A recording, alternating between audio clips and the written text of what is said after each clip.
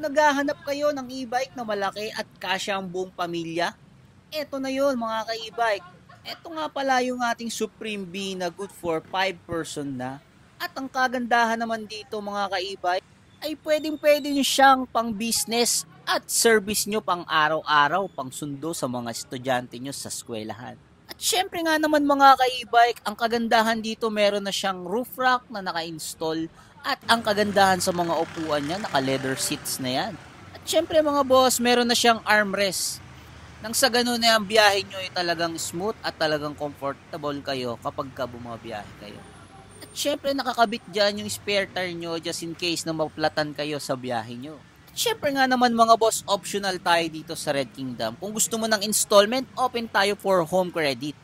At syempre dyan mga boss, one valid ID lang at 15 minutes lang ang process ay agad-agad mo nang mauuwi yung e-bike na pinapangarap mo.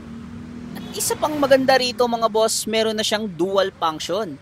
Ang kagandahan naman ng dual function natin just in case na umakyat kayo sa mga slope area, pwede nyo siyang gamitin. I-activate nyo nga lang yung dual function nang sa ganon hindi mapwersa yung e-bike nyo kapag paahon. At syempre isa pang maganda rito, steering wheel na rin to mga boss. At napakaganda ng kanyang panel board. At meron na rin tayong mga switch ng drive reverse at high and low.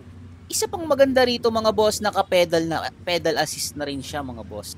Pagdating naman sa foot brake, naka-pedal assist na rin siya. And then yung ating accelerator is naka-pedal na rin. At syempre nga naman mga boss, hindi mawawala yung mini pan natin dyan. So naka-install na yan mga boss, nang sa ganun kapag bumiyahe kayo, hindi kayo maiinitan. At eto nga pala mga boss, yung ating roof rack, naka-install na rin yan. So pwede nyong pangkargahan yan, pwede nyong lagyan ng mga pinamili or mga box or mga basket at kung ano-ano pa.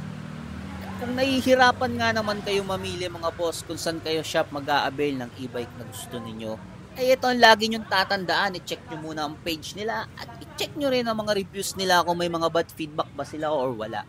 Nang sa ganun naman mga boss, hindi masayang yung perang bibitawan nyo.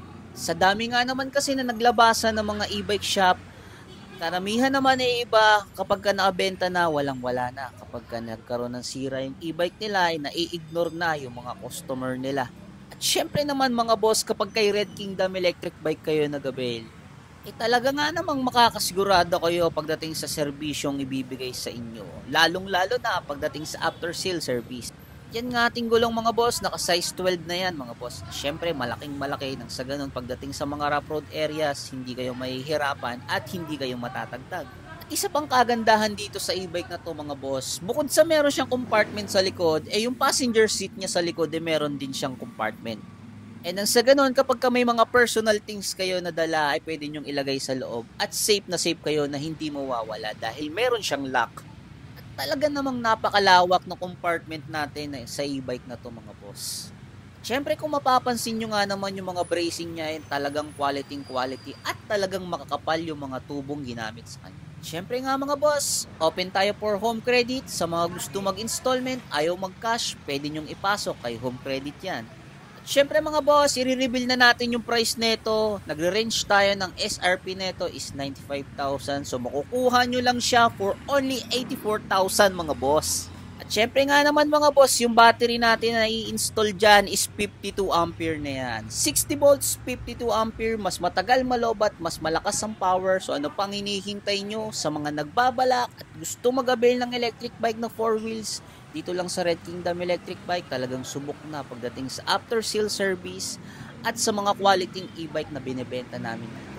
For as low 84,000 mga boss, naka 60 volts, 52 ampere na yung e-bike mo. Let's go!